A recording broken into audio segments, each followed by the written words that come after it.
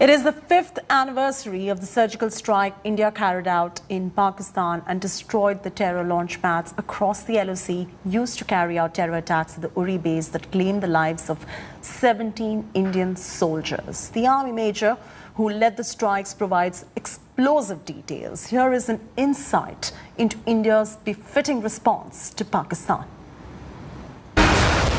On September 29, 2016,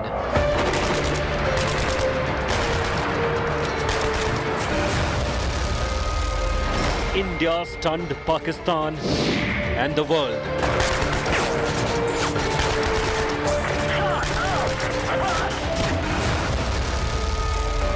With secret surgical strikes across the LOC.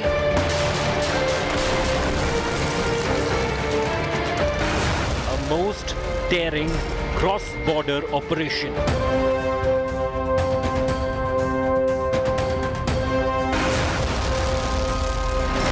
That punished Pakistan like never before.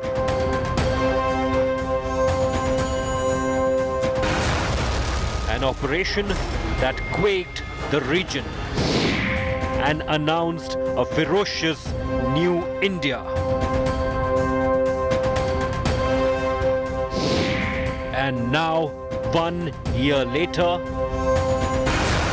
the army officer who led the surgical strikes has spoken out for the very first time. On the record and no holds barred in the first government-endorsed account. The full truth of India's most fearless operation. Direct from the man who led the surgical strikes. From the moment they crossed the line of control to the devastating attack deep inside POK, to the terrifying return to home soil. A full, riveting story you have never heard before. By the only man who truly knows what it took. Brace yourself as India Today gets you Operation Surgical Strikes.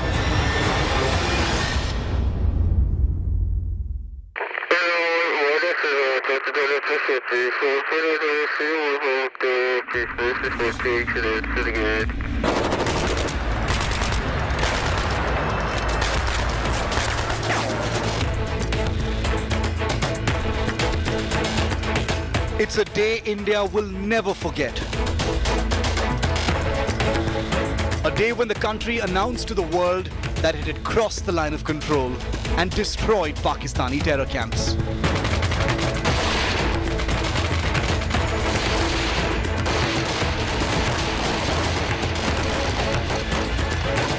The Indian Army conducted surgical strikes last night. Significant casualties have been caused to the terrorists and those who are trying to support them.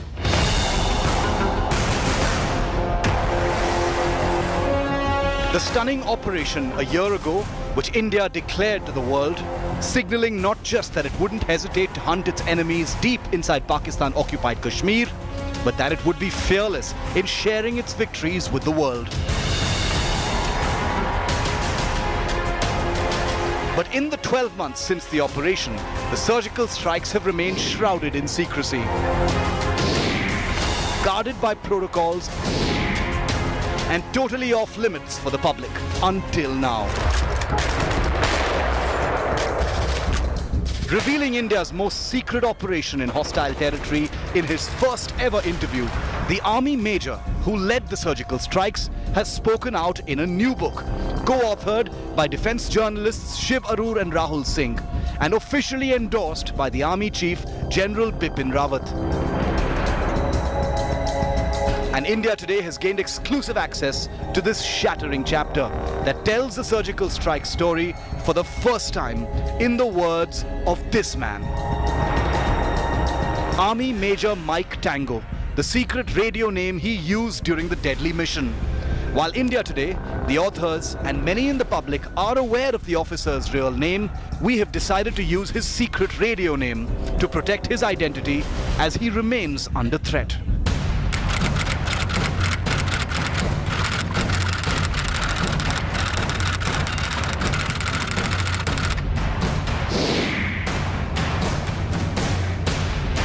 It was on the 18th of September 2016 when Uri was under a devastating Pakistani terror attack that Major Mike Tango was activated.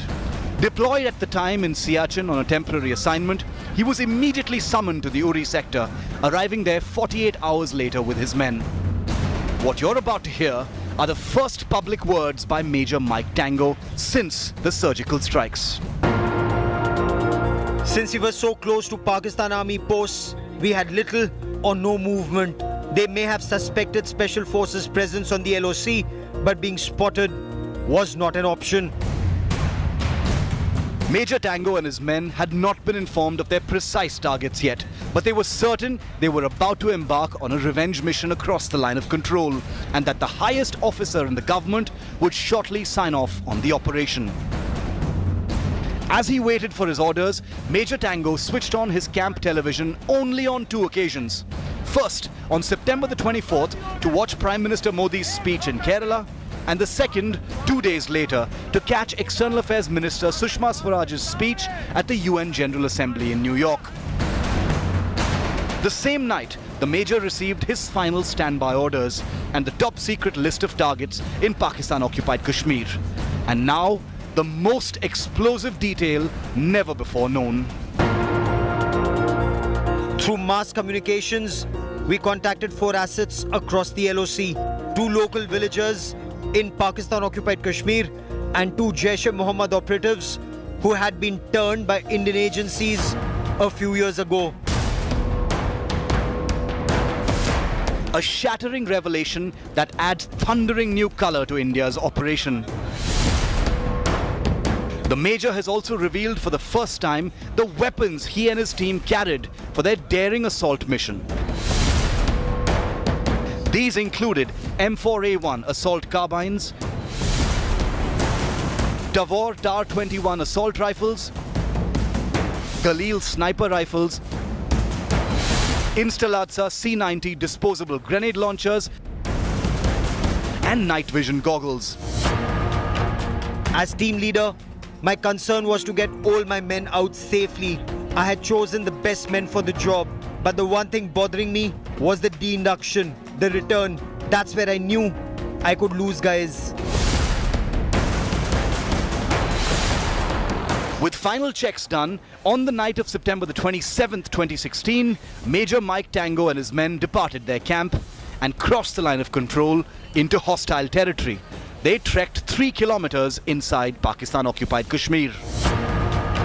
This was meant to be total surprise action, and it was. But as we neared our targets, the Pakistan Army post began firing illumination rounds to light up the area. If they could even smell us, we would have had a fight on our hands. And their positions meant they could dominate us. As the Major and his men crawled towards the launchpads, he made a critical decision in the name of safety and secrecy to postpone the attack till the following night, but spend the next 24 hours completely hidden in the most hostile territory imaginable. That night, I downloaded a set of coded text messages from Srinagar with updated intelligence and a pair of photographs of the area taken by the Indian Air Force Heron surveillance drones flying near the LOC. It was on the night of September the 28th that the famous assault began, with the elimination of 2 terrorists guarding the launchpad. From a distance of 50 meters, I opened fire at the 2 terrorists, dropping them instantly. I ordered my men behind me to move towards the launchpad and open heavy fire directly. Then our assault teams moved in, all guns blazing. Nearly every bullet fired found a target. In a terrifying development, 2 terrorists were spotted trying to outflank the Indian warriors and ambush them from behind, but Major Tango had spotted them. Realizing that the 2 terrorists would in seconds be in a position to shoot down my men with a few bursts of fire, I sprinted through the forest directly towards them. I didn't have time to raise my carbine, so I used my Beretta 9mm pistol to kill them from 5 feet away.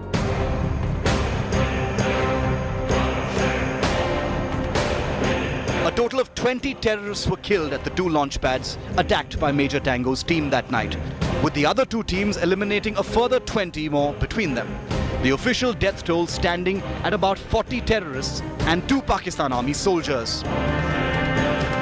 In his interview in the new book, Major Tango also reveals how the return to safe territory was a scary game of the hunters becoming the hunted. Listen to what happened in his own words. A decision had to be made whether to risk taking the speedy escape route that would bring with it the certainty of angry firepower from the Pakistani post, or to trek a different path that would be longer, more circuitous, but would offer a safe passage to the warriors. Major Tango and his men chose the latter, a decision that almost definitely played a part in saving their lives and limbs. Listen to the devastating experience of the return in the officer's own words. Furious by the attack, the Pakistan Army posts opened fire with everything they had, from medium machine guns to rocket-propelled grenades. Ammunition of every kind, shot of heavy artillery, rained down on earth around us. At one point, the bullets were so close that they were literally whistling past our ears. It was finally at 4:30 a.m. on the 29th of September 2016 that Major Mike Tango and his band of Special Forces warriors crossed back across the line of control to safety. A trail of devastation and history behind them.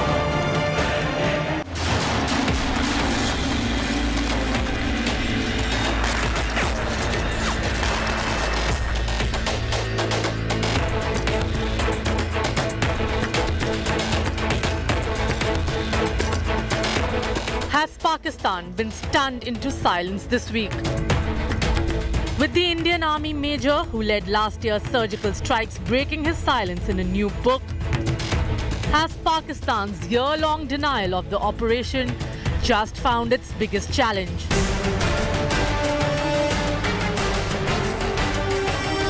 Remember last year when India's brave Special Forces men crossed the LOC to destroy Pakistani terror launchpads? This is how Pakistan had reacted. 28 सितंबर को भारत ने जंगबंदी मुआहदा तोड़ते हुए line of control से शदीद गोलाबारी की, जिससे पाक फौज के 2 बहादुर फर्जंद शहीद हो गए। इंशाल्लाह ताला अगर फिर उन्होंने कोई खिलाफ वर्जी की, लाइन ऑफ कंट्रोल की या सीज फायर को, लाइन को वायलेट किया या सीज फायर को वायलेट किया, तो पाकिस्तानी अफवाज जो हैं उसका मुंह तोड़ जवाब देंगी। ये जो जिस तरह की आवाज़ें आ रही हैं नरेंद्र मोदी की गवर्नमेंट से, ज़रूरी है कि कौम सारी इकट्ठी हो और इंशाल्लाह एक भरपूर तरीके से वो जवाब दूंगा जो अब तक नवाज शरीफ नरेंद्र मोदी को जवाब नहीं दे सका। But with the army standing firm behind its major who led the surgical strikes as he comes on record about the operation, Pakistan's wanton denials have just received their biggest ever poser. Pakistan couldn't defend against the Indian Special Forces team. Can it now defend against the tell-all account of what really happened? Through mass communications, we contacted 4 assets across the LOC, 2 local villagers in Pakistan-occupied Kashmir and 2 Jaish-e-Mohammed operatives who had been turned by Indian agencies a few years ago.